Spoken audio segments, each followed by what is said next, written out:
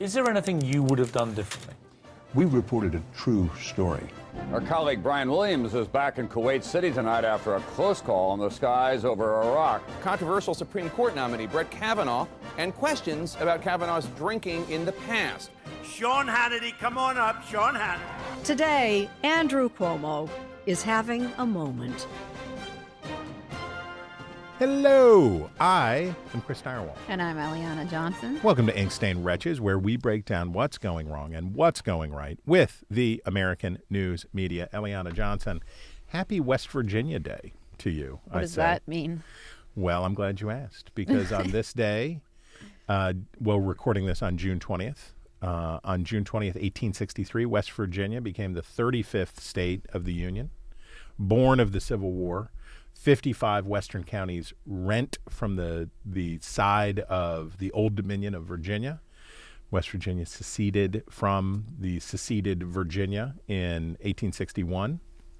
And there are several things that Abraham Lincoln did that were unconstitutional or constitutionally dubious. And West Virginia's creation was my favorite one of those that he did, because they used a little trickery to get it through.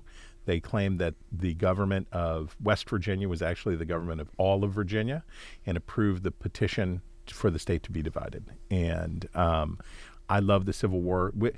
By happenstance, we have now two Civil War holidays back to back. We have Juneteenth and we have West Virginia Day.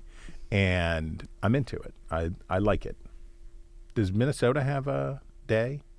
Prince Day? I have no idea. Let's look that up. Minnesota. Is there a Prince holiday? I would hope so. We're going to have your home state's governor, Tim Walz, on the Hill Sunday this weekend. You can watch that at 10 o'clock I Eastern. will be tuning in. Watch that at 10 o'clock. We're going to have Ben Carson. We're going to have James Langford. I do not see a Prince holiday. Well, there's a project for your family to undertake. Yes. We'll devote our time. Tell your dad to get busy on that. But I love West Virginia, and I love West Virginia Day. Montanai Semper Liberi. All right. Okay. Whoa. What you Back got? up. Cooking? I found an article from 2016. Today is officially Prince Day in Minnesota. Minnesota Governor Mark Dayton has declared today to be Prince Day in Minnesota. The celebration marks what would have been the late singer's 58th birthday in his home state, and to honor him, Minnesotans have been urged to wear purple. What date? That was June 7th, 2016. I love it. But it doesn't appear to be a recurring holiday. It should be. He created the holiday to wear Prince Day. All right, so it is. I hope you admire Prince. Do you admire Prince's June music? 6th. Yes. Good. Okay. We defeated the Confederacy. You did Purple Rain. It's closer than people might think, but I think West Virginia's got the edge. I got to find out more about this. But what a great question. Prince Day holiday, Minnesota. June 7th, 2024. It occurred. Happy belated Prince Day to you. Thank you. Thank you. Happy belated Prince Day. Okay. Debate. Where are we going to right talk about that? Right on our front page. Right on the front page. Debate news. And up first, we have Biden and Trump agreeing to mic muting and podiums. So CNN reports, and we were kind of shooting the S about this before the podcast began, that the 90-minute debate will include 2 commercial breaks, according to the network, which is new. Typically, there have been no commercial breaks in these. And campaign staff may not interact with their candidate during that time. Both candidates agreed to appear at a uniform podium, and their podium positions will be determined by a coin flip. Microphones will be muted throughout the debate except for the candidate whose turn it is to speak. While no props or pre-written notes will be allowed on the stage, candidates will be given a pen, a pad of paper, and a bottle of water. Some aspects of the debate, including the absence of a studio audience, will be a departure from previous debates, but as in the past, the moderators will use all tools at their disposal to enforce timing and ensure a civilized discussion, according to the network. Sure. Chris, what do you think? Well, we should also mention that one of the other things that won't be present at the debate is Robert F. Kennedy Jr. And we will unpack that more, but this is going to be a much more sterile debate than that elements of this debate will be more sterile. And a note on Kennedy, they were talking about they're going to sue to get in the debate. It's a TV show. I was going to say, give me a break. It's a TV show. The requirements that CNN set, they set obviously in cooperation with the two campaigns to try to get the debate scheduled.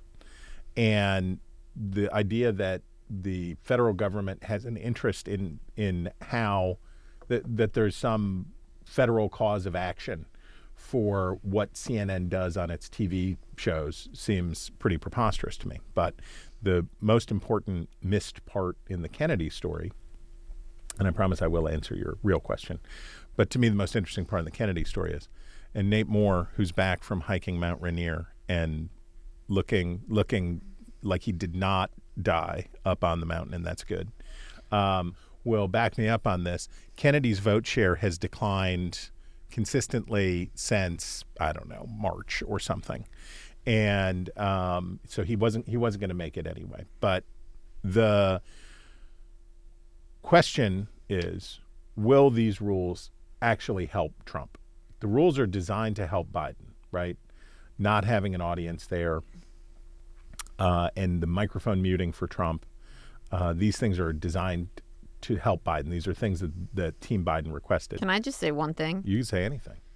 I actually think the microphone muting is going to help Trump. That's what I'm saying. Okay. I totally agree with that. I spent about an hour last night watching the first debate of the 2020 cycle, and I was struck by by two things. One, how precipitous and evident Biden's decline is when you watch him now compared with his performance in the 2020 debate. Yeah. He looks younger. He's much sharper. But second, Trump's interruptions were constant and distracting and annoying. Yeah. And I think the mic muting where he cannot talk when Biden's talking will accrue to his benefit. Yes. The question the Republicans have, and we have an interesting story about this coming up next in our front page, but Republicans have really been emphasizing Biden's decrepitude over and over and over again. So Biden does benefit from some low expectations here, which are not dissimilar to those from the State of the Union, that if another president, except for maybe Donald Trump, had given the State of the Union speech that Joe Biden gave, they would have been hospitalized immediately thereafter. But because the expectations for Biden are so low, it was like, well, he did it. He stood upright for 90 minutes and he talked and it was okay. So there's that part. The thing with Trump is part of the reason, I think the microphone muting we'll see, because he can shout over. It'll still be audible if he's shouting over the muted microphone. That's even better than you being able to hear him fully. But the no audience, I think, helps Trump as well, because he is, I don't know whether you know this, he has poor impulse control.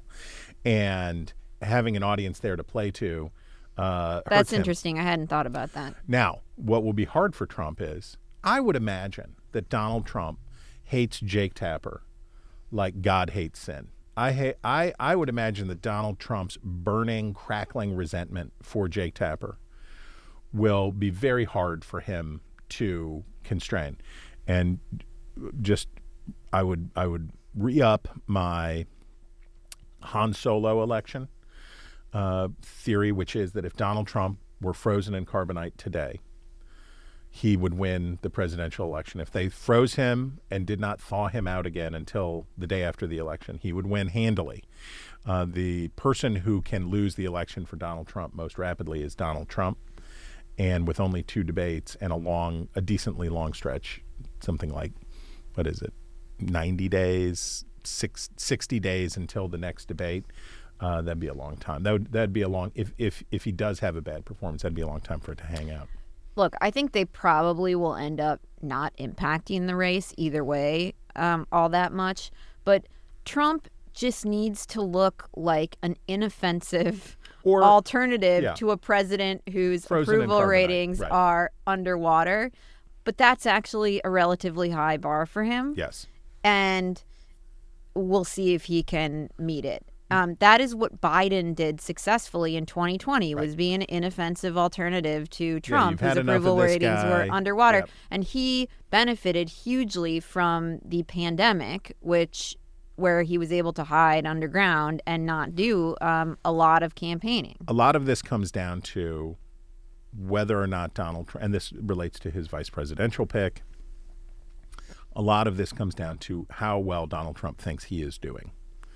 And there's a lot of overconfidence among Republicans right now. Kevin Sheridan, I was busting Kevin Sheridan's chops because he came on the Sunday show this week and put Virginia in play for Republicans. And no, he was being notional about it. He's a smart person. But it's like the way to win a presidential election is to think that you're losing. When you're overconfident, you make mistakes. You make selfish choices. So I think for Trump, if he goes on that stage believing that he will vanquish Joe Biden, and Biden has this problem too, right? And we've talked about that. The infamous press conference after the Robert Hur report. Biden thinks that he's going to have this moment. President Al-Sisi of Mexico. Yep, he's going to have this moment where he obliterates the competition, blows everybody away, and does all of that stuff. But I think that one of the advantages Democrats have right now, interestingly, oddly, is they're terrified and they're running scared, and that's the right way to run. Chris, we were talking about this before we started recording about whether there's a risk for Trump of Biden actually performing weakly on the stage or seeming not compos mentis up there, and Trump not being totally prepared for that, and looking mean or like a bully, which kind of happened to Dr. Oz when John Fetterman was up there and was confusing his words, and he was recovering from this stroke. And now John Fetterman is Republicans' favorite Democrat. Totally. Yep. He's recovered nicely, and I do think it's a scenario that Trump should be prepared for, and he needs to be able to look gracious at a moment when, if Biden screws up, steps in it, poos his pants, whatever up there, Trump's gotta look gracious and sympathetic, and they've got to be running him through his paces on this. Again, it's a tough. That's tough. It's very tough, and Trump is capable of self-effacingness. It is. I have seen it done, but it is very hard for him to do. And you're exactly right.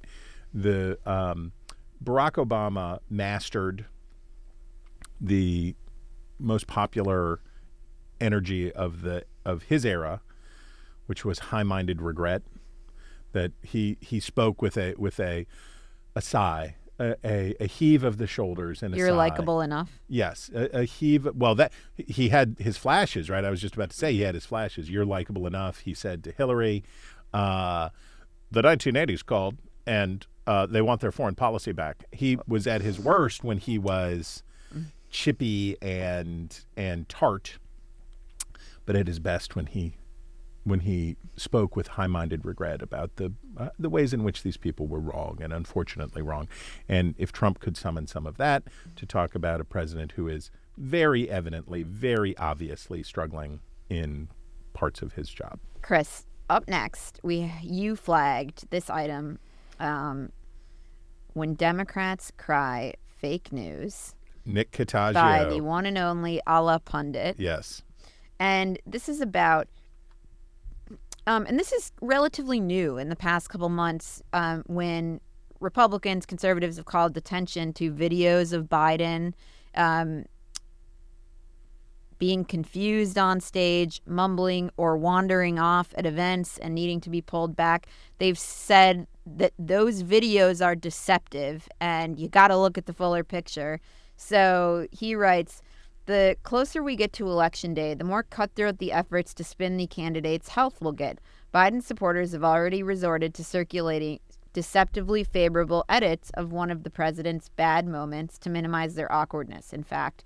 And as the debate over cheap fakes raged on Monday, a Trump-friendly source pushed a rumor about Biden wanting to be seated during the upcoming debate that appears to have no basis in fact, yet was picked up by Fox News anyway.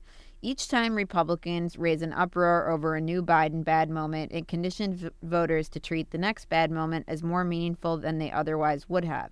Democrats are going to try to do the same to Trump. If they succeed in convincing the voters who dislike both candidates that the issue of mental infirmity is a wash, the president probably wins. I, however, do not think that they will succeed in convincing voters that mental infirmity is a wash. Nick's piece is so good because it makes the correct comparison to the fake news argument that Republicans used and that the Republicans still use and that Donald Trump used, and trying to discredit legitimate journalism. Look, there are so-called cheap fakes. There are deceptively edited. These things are real, right? Karine Jean-Pierre is not wrong that such things exist, but what she's trying to do is steal several bases and say, because there are such things, then don't believe any of these things. Don't believe any of these things. And the way I think about Biden's age and infirmity is it not only does it act as an amplifier for all of his other problems, everything else that's wrong. If you're concerned about the economy, it's magnified by the fact that you're concerned about Joe Biden's ability to do the job. If you're concerned about immigration, it's amplified by so it is an amplifier. But I would also say no one doesn't know that Joe Biden is too old to run for a second term. There are no more voters that are like, wait a minute, is what you're telling me that Joe Biden is aged and infirm? So there's a floor there because it's pretty substantially baked in, at least since for me the signal moment was when he fell on stage at the Air Force Academy, and that was that 2 years ago now? Maybe just a year ago. Maybe just a year ago. But for me, that was the moment where I said, well, it's bad. It's real bad. Just a year ago. So in the past year, this has become part of the thing, and there is a managed expectations. But the journalism part, attacking the news is not a Republican-only endeavor, right? Attacking the news is a Democratic endeavor as well. And boo to the White House for being dishonest about the coverage of the president. Boo. We have got to talk about the my continuing quote unquote drama at the Washington Post. The British soap opera. Where this is so illustrative of the way in which the media travels in a pack and runs after the same story, because everyone right now wants to cover Washington Post publisher Will Lewis. So there are several stories about him and the way he conducted journalism in the UK. So the first was a big New York Times piece. Washington Post publisher and incoming editor are said to have used stolen records in Britain. The publisher and the incoming editor of the Washington Post, when they worked as journalists in London 2 decades ago, and that's Will Lewis and the incoming Post editor Rob Winnett, used fraudulently obtained phone and company records in newspaper articles, according to a former colleague, and a published account of a private investigator and an analysis of newspaper archives. Will Lewis, the Post publisher, assigned one of the articles in 2004 as business editor of the Sunday Times. Another was written by Rob Winnett, who Mr. Lewis recently announced as the Post's next editor. A New York Times review of and so, of course, this is 20 years ago. A New York Times review of Mr. Lewis's career also raised new questions about his decision in 2009 as editor of the Daily Telegraph in Britain to pay more than £100,000 for information from a source. Paying for information is prohibited in most American newsrooms. In a meeting with Post journalists in November, Mr. Lewis defended the payments, saying that the money had been put into an escrow account to protect a source. But the consultant who brokered the deal said in a recent interview that there had been no escrow account and that he had doled out the money to sources himself. Anyhow, I mean, they pay for information in the UK. They do. It is what they do. And then the Washington Post got in on the action and reports incoming Post editor tied to self-described thief who claimed role in his reporting. Yep. The alleged offense was trying to steal a soon-to-be-released copy of former Prime Minister Tony Blair's memoir. The suspect, arrested by London police in 2010, was John Ford, a once aspiring actor who has since admitted to an extensive career using deception and illegal means to obtain confidential information for Britain's Sunday Times newspaper. Facing potential prosecution, Ford called a journalist he said he had collaborated with repeatedly and trusted to come to his rescue. That journalist, according to draft book chapters Ford later wrote recounting his ordeal, was Rob Winnett, a Sunday Times veteran who is set to become editor of the Washington Post later this year. Yep. And one more. One more is in The Guardian. Washington Post publisher alleged to have advised Boris Johnson to clean up phone during Partygate Covid scandal. And that is, of course, related to Boris Johnson, who did the Gavin Newsom and during COVID lockdowns, was out partying and hosting groups of people. Drinks parties, and as they say. So they say Will Lewis told Bojo and his team to clean up their phones. This all truly, the way I read it, seems to me a bunch of temper tantrum throwing by Washington Post reporters who don't want change in their newsroom, even though it is bleeding money and subscribers, and who are aggrieved that somebody is going to come in and make some serious changes. And part of it is also the feasting by the Post's competitors. That this is a delicious story for the Times. It's a delicious story for the Journal. It's a delicious story for the Post competitors because the Post is on the ropes and reporting on sleazy tactics undertaken by its new senior management is delightful for them. But there is, and we should also point out that Jeff Bezos got his own newspaper to write an article from his point of view in which he said, nothing to see here. Everything is fine. My commitment to excellent journalism remains untouched. And this, I assume the next thing he will say is that he has complete confidence in his new publisher. Well, right. That's what was missing from that. And he did not say, I'm 100% behind Will Lewis. And if you don't like what he's going to do, I'm waiting here for you to hand in your resignation. Well, I expect he will express confidence in Lewis right before they sack Lewis and he gets thrown overboard. As a newsroom, as an analysis of newsroom management, let me offer this. When you go into a new place and you're the boss, you're balancing between, and this isn't obviously just in the news business, but it's very true in the news business where you have deep rank culture inside the newsroom and you have, the ink-stained wretches who are difficult to deal with and all of that stuff. On the one hand, you don't want to be alone because you come in if you're alone and you can get bushwhacked. So maybe you want to bring some people with you to try to force change in the culture.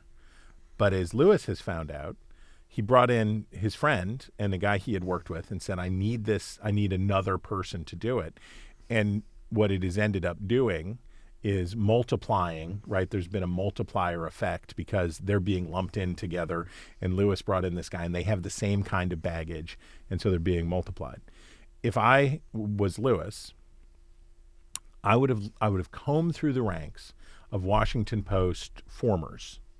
Who's somebody who worked at the Washington Post, who knows the Washington Post culture, and that has some standing with the Washington Post that I think I can work with, and who will work with me, and I can bring that person on board, as opposed to here's another guy who's like me, who I worked with before, because it's going to be so much harder to get buy-in if you have a replica of yourself. I don't know. I mean, the real question to me is, who is Bezos going to go to, and why is he even sticking with this? Next up for them is like the private equity firm that comes in and carves it up and sells it for bits. Yes, and the Chris Lichtification of totally of the situation seems at this point almost inevitable, that Bezos will crumble under the pressure and that this has become too big of a problem.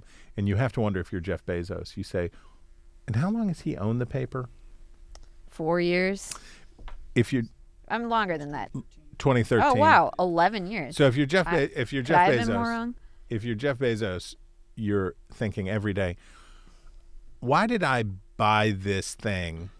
Because it's not giving me influence, it's not improving my reputation, and it's just bleeding money. It's just bleeding money. And I will re-up, if we're in the re-upping game today, I will re-up this. Why not, if you're going to lose a bunch of money, have the newspaper that you really want, right? If you're going to bleed money, why not have whatever, and I don't know what kind of newspaper Jeff Bezos thinks would be good, but he ought to have exactly whatever kind of newspaper that is. If you're going to lose, whether they lose $77 million, lose 100 and have a newspaper that you really like, because he can afford to lose $100 million because he's insanely rich. He remained one of the richest men in the world after he gave half of his money to his ex-wife. He's rich. And why not have the paper that you want? I think the problem here may be that Jeff Bezos doesn't know what kind of newspaper he really wants. Maybe he has no idea what kind of newspaper he really wants. I think that's totally right. And partly what happens when you have somebody with no background in this and who's not a particularly political person coming into this world. Yeah, it's like that. Chris, you're going to have to educate me on the next one, because it's just under the heading Turning Point USA White Boy Summer. And I must say I'm not familiar. Well, here, let's look at the video of these fine gentlemen at Turning Point USA.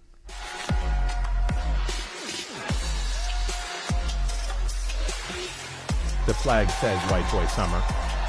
Oh, my God. Okay, so that was Turning Point USA, which is media personality Charlie Kirk's operation, celebrating White Boy Summer. Now, what is White Boy Summer? You want to know. I know you want to know, which is, it's a meme. It's a viral. It was a viral concept that who Tom Hanks' son. Tom Hanks' son Colin. Chet. Yeah, not Colin. Chet. That Chet, who obviously named after the villainous brother in Weird Science. So the joke was, there was Hot Girl Summer. Do you remember? So every summer there's a struggle. When I was a lad, the battle was over. What was the song of the summer? Do you remember Blurred Lines by Alan Thicke's son? Yeah. So there was a Party in the USA. What would be the song of the summer? Now it has been a battle for meme supremacy of the summer. Who will be, what meme concept will control the summer? And there was Hot Girl Summer. Any other summer nominees out there? I think you've covered it. But so Tom Hanks' son, LOLing, what about White Boy Summer? As an alternative to Hot Girl Summer, what about White Boy Summer? And it was a self-effacing kind of lame bros, blah, ha, ha, ha. So Turning Point USA, and this is not, by the way, the media tour that the arena tour or theater tour that Tucker Carlson is doing. This is a different right-wing media presence. They have embraced it not in an ironic way, but in a non-ironic way. So, who is hardest hit? Joy Reid. I know that you're wondering who has suffered the most by the gross whiteness enthusiasm. It's Joy Reid. Take a listen. White Boy Summer quickly took off as a hilarious meme, and people had a legit good time with it. But it wasn't long before the thirsty far right and white supremacists decided it was time to cancel everyone's fun and culturally appropriate the cultural appropriation for their own purposes, using the phrase in their online memes to try to attract unsuspecting white youth to their cause. I mean, so beyond stupid. Yes, that's right. Ruining the fun of White Boy Summer, because you can have it be White Boy Summer if you're mocking White Boy Summer. If you're mocking white boys, you can have White Boy Summer, and that's okay. But you can't have White Boy Summer if you are enthusiastic about White Boy Summer. This is your takeaway. This is what you should remember. So there's your summer vibe check-in. Chris, that brings us to our style section, where we have 2 items to get through, one up top, one on the bottom. All right. I see what you did there. So the Wall Street Journal reports the following: say hello to the Good Boy shirt. Okay. You probably already own it. Bet I don't. I took a look, and it didn't really look like something that just would be lying in every man's closet. Yeah. Men have a new going out shirt. It's buttonless, gauzy, and inescapable. I've escaped. Men in open collar polos are riding on every subway, plopping down at every bar, and entering every restaurant. It's what guys impulse buy before vacationing in Italy or Greece. Okay, well, maybe. Dear. So they look just casually sophisticated enough in whatever photos they post to their Instagrams. In my Brooklyn neighborhood, an off-white open collar polo is the unofficial shirt of date nights.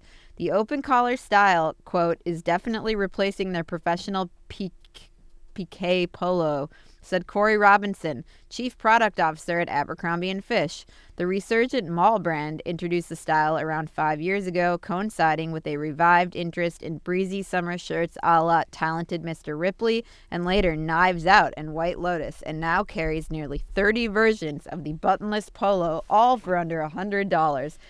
This looks like, I don't know, it's not really the most masculine item. All right, let's go to Nate. Nate, do you own this shirt? I do not actually own it. Do you have a? Collar, but So it's called a. So you call it a Johnny collar? Yeah. Why do we call it a Johnny collar?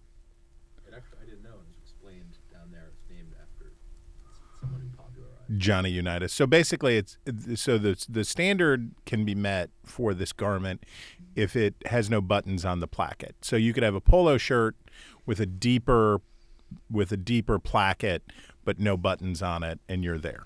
Usually you're showing a little more chest. Now I'm gonna be honest with you.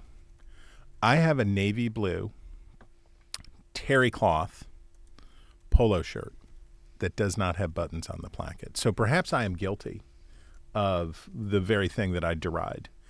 But I would say the thing that I find most risible in this is the gauzy nature, and these gentlemen wearing these where you can see their areolas peeking through the flimsy material of these light shirts. I disapprove of. And I mean, I guess if you're at the beach, but you don't suppose people are wearing this at the office. You don't suppose people are wearing this to work. It's not professional attire. No. In this building? You do?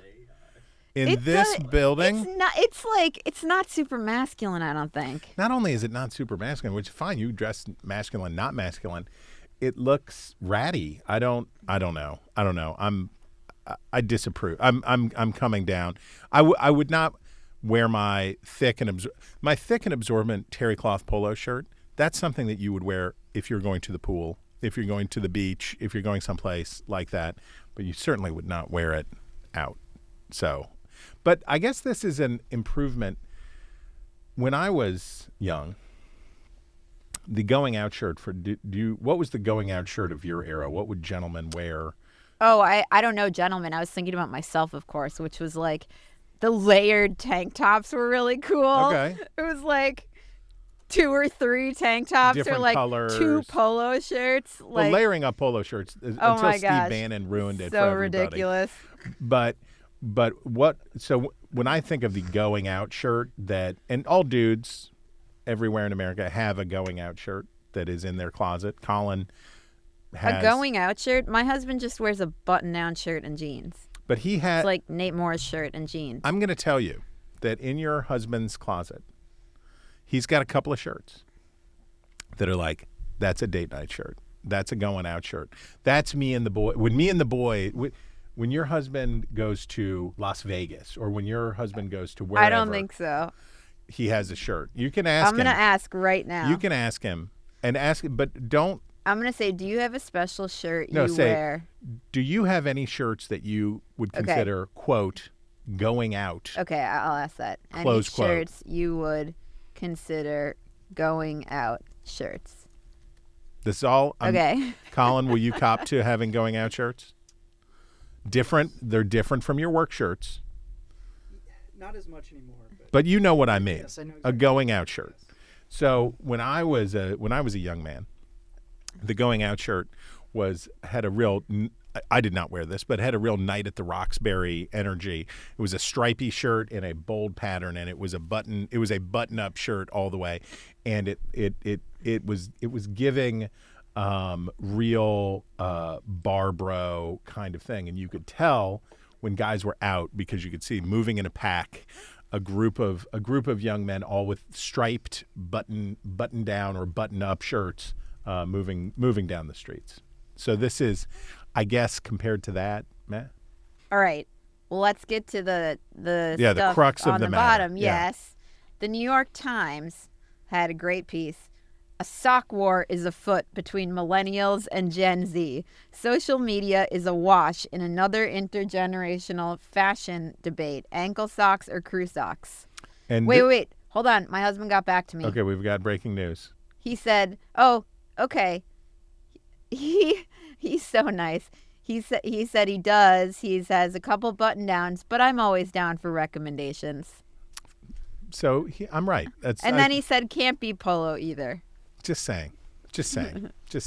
All dudes, any man listening right now, or the spouse of any man listening right now, you know that. But there's the a ones couple that in he there. referred to are just button Yeah, downs. but they're still, I have going out shirts. I do.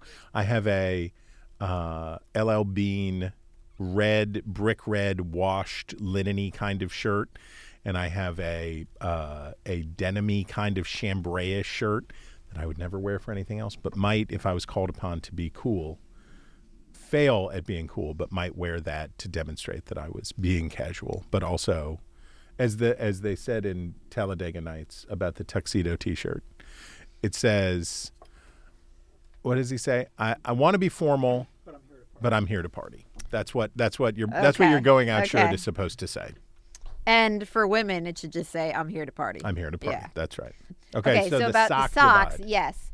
And I love the intro. This is in the New York Times. Like many members of Gen Z, Kalissa Prasad is not about to be spotted in a pair of too short socks.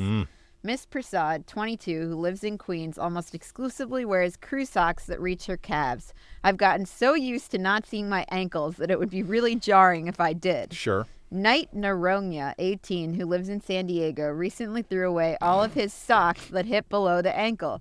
He said he knew hardly anyone who wore them except for his father. I'm like, you've got to get some longer socks on you, he said. And the picture that goes along with this article is some ankle socks, not like invisible socks, but ankle socks that have a smiley face on them, that you can see out of the shoe. Well, this is I credit the New York Times because I've been wrestling with this very issue of late. And I've even come to Nate Moore, my fashion advisor, on the question of, so I never went for no-show socks. I didn't do it. I think it's cheating. I think you should just go sockless. but it's not as comfortable. And if you're traveling or whatever and your feet get stinky, it's just not, there are reasons to not do it. And I have wrestled with this because I don't like the no-show sock. But I am for golf, for any time I'm wearing sneakers, tennis shoes. I'm much more comfortable in the ankle sock. And now New York Times is upping the ante, saying you can't go with ankle socks. You have to go with up to the calf. You have to go over the ankle. And I'm not prepared. I'm not going there. I think that's just wrong. Though my youngest man-child enthusiastically wears over the calf socks. He'll wear with sneakers and shorts. He'll wear, like baseball over the, and they'll have crazy slogans and patterns and stuff on them. And he embraces his socks as a statement garment. But I'm not there. As you'll be surprised to hear, Eliana, I'm not there. I'm not ready to live out loud sock-wise. I'm still doing the short socks. I mean, I'm old. I'm not going to do what the Gen Z people do. I'm still doing the short socks. So there you have it. Chris, that brings us to our obsessions of the week, where we break down the stories we can't get out of our heads. Do it. And mine was a fantastic, deeply reported piece in the Wall Street Journal that was published last weekend called "The Hostages Next Door: Inside a Notable Gaza Family's Dark Secret." To the outside world, they were a physician, a journalist. No one suspected their apartment had become a prison. And the piece is about the family that held the Israeli woman Noah Argamiri hostage in their home in Gaza. And I'll just read a little bit of it. The 73-year-old general practitioner Ahmad al-Jamal was a fixture of his community. He worked mornings at a public clinic in the Gaza Strip refugee camp and afternoons at his own small private clinic where residents turned to him for procedures such as circumcisions. He also was an imam at a local mosque where he was known for his beautiful voice when reciting the Quran. But for the past several months, when he finished his duties each day, he would return home to the apartment he shared with his son, his daughter-in-law, and their children, and the 3 Israeli hostages they were hiding there for Hamas. And it talks about, so I guess Noah Argamani was in a separate home close by. And this is about how the family was known to be close to Hamas, but nobody knew that this well-respected and fairly upper-class family was hiding these 3 hostages. And a civilian who lives close to them is quoted saying, "Hamas should give us a map of the safe zones we can stay in, because if we knew there were hostages in the neighborhood, we would have looked for another place," said Mustafa Mohammed, 36, who fled from Gaza City to Nusayrat early in the war with his wife and infant daughter. When the raid got underway, Mohammed and his family found themselves trapped with nowhere safe to go. Many hostages have been held in tunnels, but a number have been held in apartments, potentially reflecting the challenge of moving around so many captives in an active war zone. And it's amazing because, of course, if one would have to imagine that Israel would get its hands on those sorts of maps of safe zones that would reflect the location of the hostages pretty quickly, which is why Hamas doesn't do it, and it intentionally involves civilians in all this. But it was a fascinating piece about the willing complicity of civilians who are close to Hamas in Gaza and how this all unfolded. Mm-hmm. And as you say, deeply reported and fascinating, and good on them and good on you for bringing it. And also the people at issue, the doctor and his son, who was this quote unquote journalist, they all died. And so this reporting about them is done in the wake of their deaths, which is very interesting. Indeed. All right. So my obsession relates to a much discussed column from Nicholas Kristof in the New York Times, headlined, "What Have We Liberals Done to the West Coast?"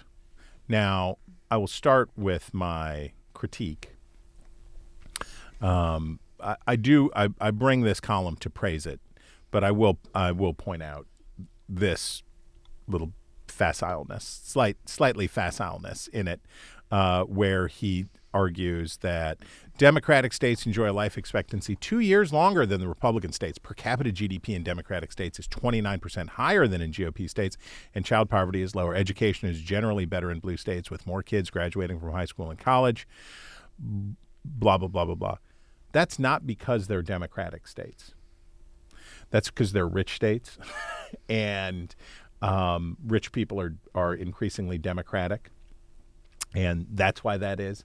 But it's not because they're Democrats. They're not living longer and richer because they're Democrats or necessarily because of Democratic governance.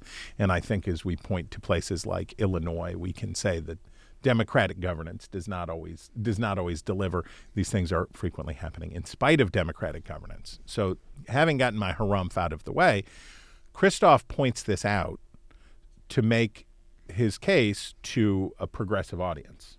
He says that to establish his bona fides with his audience, to say, hey, look, I get it. These red state yokels, am I right? But then goes on with a heartbreaking story about what has happened to the West in the United States, Oregon, California, Washington. Here's what he writes. So my take is that the West Coast central problem is not so much that it is unserious as that it is infected with an ideological purity that is focused more on intentions than on oversight and outcomes. I ran for governor. I forgot about that. I ran for governor in Oregon 2 years ago. I was ousted the ballot by Oregon's then Secretary of State, who said I didn't meet the residency requirement while running. And I think he ran more as a stunt than a sincere candidacy, because he was working on a book. While running, I'd meet groups of liberal donors in Portland. As the city's problems cast a shadow over all of us, we'd all be wondering nervously if our catalytic converters were in the process of being stolen. The undercurrent in such a liberal gathering would be the failures of Republicans. But Portland was one mess we couldn't blame on Republicans, because there simply aren't many Republicans in Portland. This was our liberal mess. Politics is always part theater, but out west, too often we settle for being performative rather than substantive. And it goes on. And with specific, well-researched, he makes this case about what has happened to what was once this paradise, right? And it put me in mind of a great piece that Brother Jonah Goldberg wrote. Actually, was it even this year? Maybe it was last year. A Pox upon Portland, where he chronicled what he saw there. This was last year, a year and a half ago, and talking about what's happening with homeless people and the tolerance for all of this stuff. And I'm obsessed with it because my obsession, as you know, is for journalists who tell hard truths to people with whom they agree or with whom they're aligned. And there's people knock Nick Kristof a lot, and I get it. And I certainly understand some of the complaints. But what he's trying to do very much here is call his fellow progressives to action. That if you can't govern your cities, if you cannot, I reference this piece frequently, but it comes to mind here. David Frum wrote a piece in 2016. I think it was 2016. And he said, if only fascists will enforce immigration laws, eventually Americans will elect fascists to enforce them. And the goo-goo progressivism, 2019, the goo-goo progressivism that forbids things like, as Jonah points out, dealing with communicable disease, that forbids these things, doesn't move progressives closer to where they want to be. It moves them farther away from where they want to be, because eventually normal voters will say, I guess we're going to have to go Republican. I guess we'll just have to go Republican. And right now the British Conservative Party is headed for a thumping in elections which the British have preposterously scheduled for America's Independence Day, which is a gag. But why are the Tories going to lose, or why does it seem like they're going to lose? Because they couldn't deliver on immigration reforms that they had promised. Right? They ran on these things, they failed to deliver, and now they're getting shredded. Britain has not gotten more progressive. It's not that the Labour Party is suddenly more popular. It is that voters eventually will throw their hands up when people are bad at their job and say, well, I guess we'll have to do the other people. And good for Christoph for being willing to do this and do it in a thoughtful way and tell a hard truth. Chris, that brings us to my favorite time of the week, which is reader mail. Heck yeah. And we have a note from Peter G. in Ohio. I hope who we writes, got panda mail. Dear Wretches, longtime listener, first time call, mega dittos from West Virginia and adjacent Ohio. The El Rushbo energy. I am writing to you today in support of the Panda Ranch Initiative. Heck yeah. As a member of Earth's ultimate apex predator species, the greatest thing we can do for any animal is make it more useful for humans. I love this dude. You can imagine my disappointment when I drove through a Panda Express to discover no panda on the menu. The pig, chicken, cow, horse, cat, and dog I have enjoyed thousands of years of fruitfulness by being useful to humans. Along these lines, I have long advocated for the Japanese and Nordic people to focus on the cultivation of whales along the same lines. I have never eaten a whale, but it must be something special to fight a literal war about it. See Whale Wars TV show. Whale and panda husbandry is the solution to the declining population. If McDonald's or Walmart found a commercial use for whales, pandas, or the spotted owl, we would have so many of each species as to cause a problem. Keep up the good work. Innovations like the Panda Ranch keep me returning week after week. I will hang up and take my answer off the air. Peter G, I love it, man. I love it. That's exactly right. That's exactly right. I don't want to eat whale, but I do want panda abundance. I want panda abundance because I do want to taste a panda. Up next, we have a note from Carter Evans. And Carter writes, since both of you are transplants, it is the D.C. area when referring to the region, and D.C. or the district when referring to the city of Washington, D.C. The late, great Jim Vance of NBC4 News, I believe, ordered it that way. I grew up in D.C. and actually in the district. I think that is correct, and that is how my high school buddies and I still refer to it today.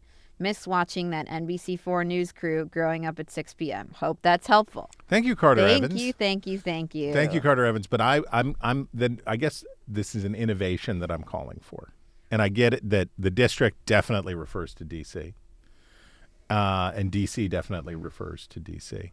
But I think it's useful to talk about D.C. or the district and Washington to refer to the DMV because I don't like the DMV. And I don't either. Did you know there's debate over what the DMV is? And some people say the District of Columbia is not the D in DMV, that they're referring to the Delmarva, the No, Delaware. I've never heard that. Delaware, no. They're out there. I've never heard of that. There's a baseball team, the Delmarva Shorebirds. I have not ever heard of that. Well, it's when you go to the beach this summer on the Delmarva Peninsula, you'll think of us.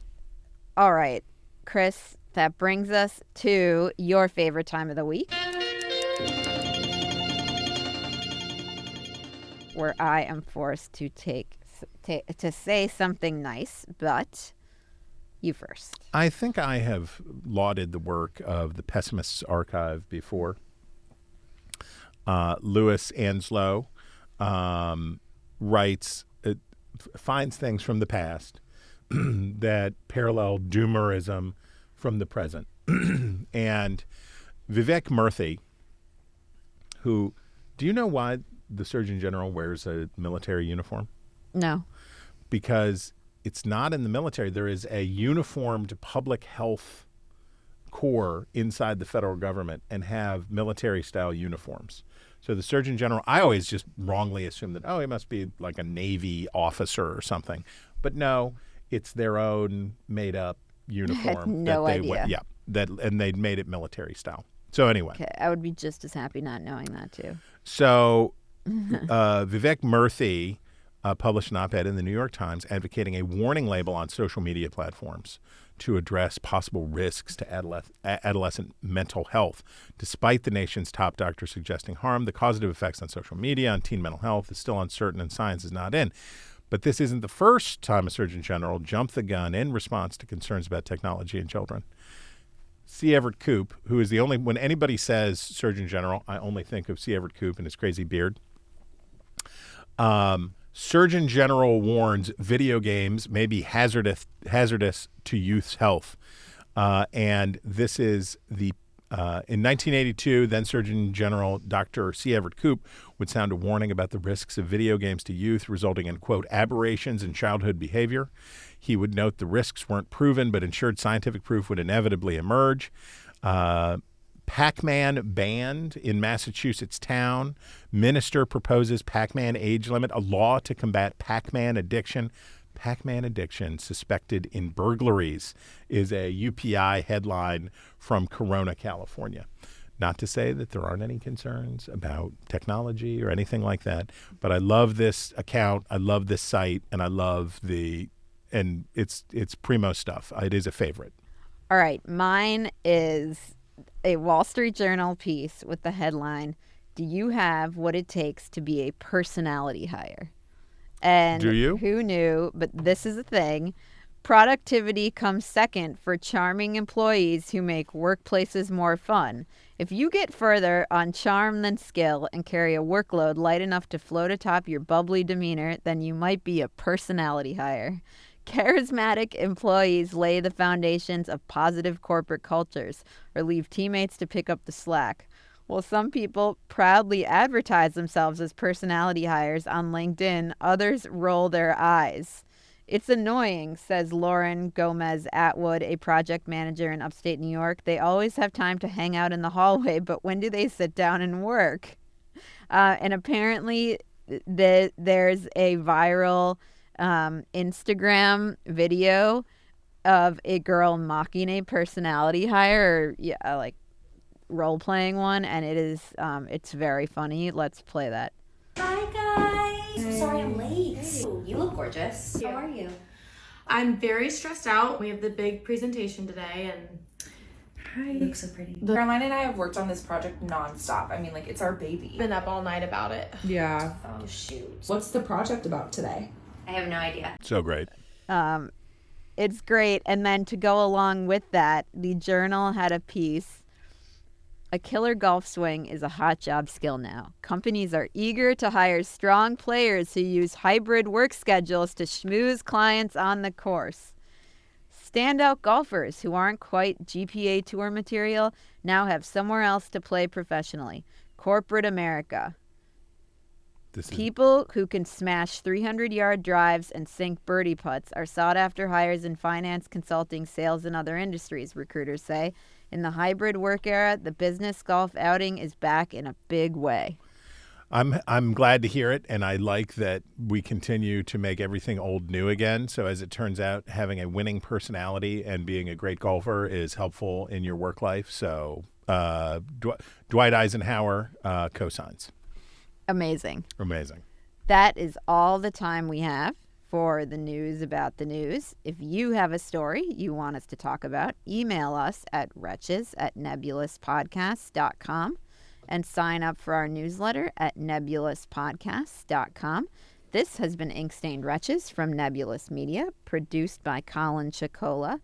Find us on iTunes or wherever you get your podcasts. Just search for Wretches.